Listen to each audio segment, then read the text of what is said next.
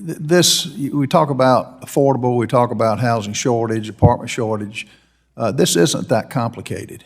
When you have anywhere from 23 to 28% regulatory costs, government compliance going into the cost of a $400,000 house, that's $98,000 that the homeowners are having to bear. When you see what I saw happen to the manufactured housing or attempted to, you have bureaucrats trying to tell them how to make a home more energy efficient and mandating the ceiling joists, mandating the duct blaster test, mandating carbon emissions from a manufactured house is really one of the few affordable homes that can be built. When you see credit reports, there's an attempt to take away medical debt that's unpaid. It's insane. And it's very simple. You get government out of the way. You get federal regulations out of the way. And politicians, I recently put a football analogy. I had a talk show host who was lecturing Nick Saban over what he needed to do to improve his team. I thought that's how politicians are. A lot of times we don't know what we don't know. But you get politicians out of the way. This has got to be settled on the local level. If you want to increase demand, increase housing, make it so the eviction notices can go out. You have to get paid back. Somebody pays for this. So the other thing we talk about homelessness. What about the 8 million that are coming across this border? Where are they going to go? New York City's finding it out. What are they going to do with it? So get government out. Stop this flow of people in this country that have not paid into the system, and get the regulators out of the way. You go to your experts. The person calling into Nick Saban, I think, is not the best one to tell him what to do. He's in it. So go to the experts that actually do it and have their money invested. Ms. Shannon, let me ask you, you mentioned make housing affordable. Two things. Define what affordable is, and secondly, is you call for more rental assistance, more federal subsidies. Is the federal government, does it set the gold standard for financial accountability? So affordability means a household doesn't pay more than 30% of their income towards rent.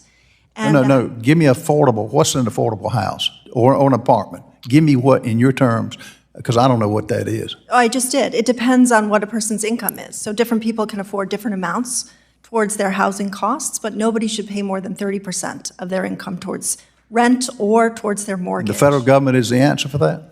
Well, for extremely low-income households, when I'm talking about households with extremely low incomes, I'm talking about in your district, for example, a single person who has a disability or is a senior and is on an extremely limited fixed income of about $12,000 to $15,000. Okay, I'm running out of time. Or I'm talking about a working family with a combined household income of no more than $25,000. For these households, the private market on its own, and you can ask any housing developer, whether they are for-profit or nonprofit, they will agree. I hope you all had a wonderful Christmas Day. This is a major news for all Social Security recipients. The SSA is now facing harsh criticism as officials confirm that overpayments have been sent to 1 in 4 recipients. Low-income seniors and retirees have been hardest hit by this. My dear friends, I'll be going over how this may start to affect you if you are a beneficiary. So please make sure, friends, that you watch until the end of this video. Also, friends, this coming Friday, I will be announcing several winners for the Walmart gift card giveaway. If you would like to enter the weekly giveaway, friends, please click and like several of my videos and then comment below the keyword of each video that you watch. The more videos that you comment on, friends, the greater your chances of winning these giveaways. Also, please make sure that you do stay tuned. I will be announcing the winners of yesterday's giveaway. According to Newsweek, 1 in 4 Americans say they have received too much in Social Security payments. the SSA has come under fire for working to claw back billions of dollars in overpayments to recipients. Earlier this month, the acting commissioner of the agency apologized after understating how many Americans have been sent overpayment notices. Reports said that more than 2 million Americans are impacted by being paid too much by the SSA every year. That is more than double the number that the acting commissioner gave to lawmakers during a congressional hearing in October.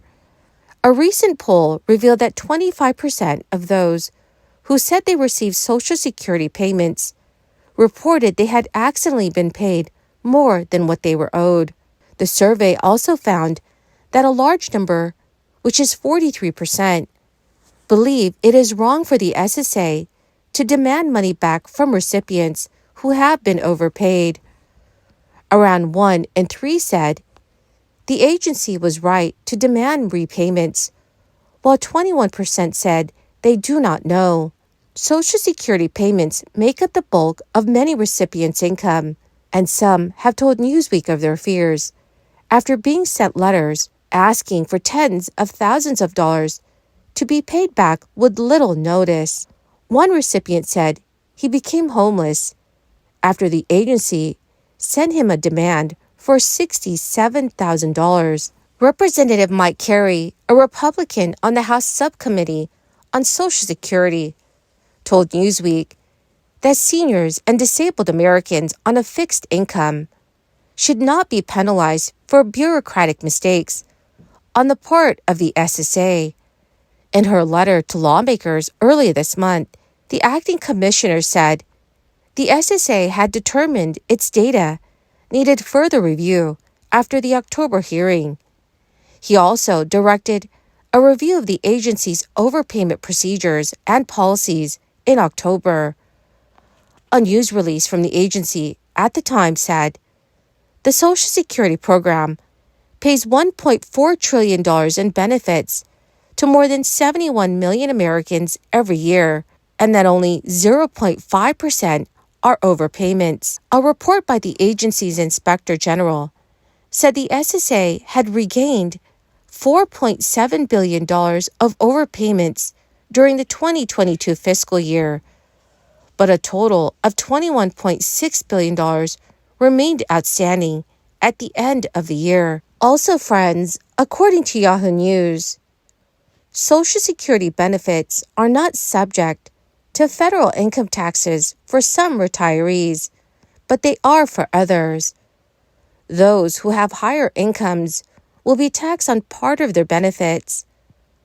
Unfortunately, because of the way that the rules for Social Security taxation were set up, a large growing number of retirees are taxed on their benefits each year. First, it's important to understand the IRS rules for when you may have to pay taxes on your benefits. The key here is your combined income. Once you figure out what your combined income is, you will need to see if you are above the threshold at which benefits become taxable for someone with your filing status. If you make less than this amount, you will not have to worry about the federal government taxing your retirement check.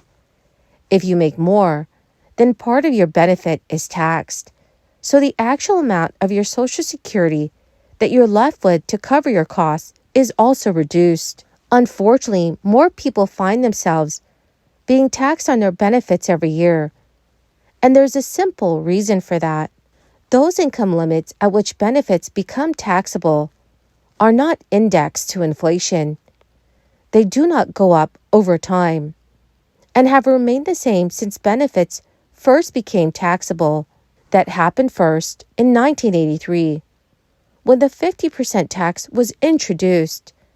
Then again in 1993, when the second category was introduced, and up to 85% of benefits became taxable for higher earners. Well, my magnificent and most marvelous friends, that is the end of my daily stimulus update video for today.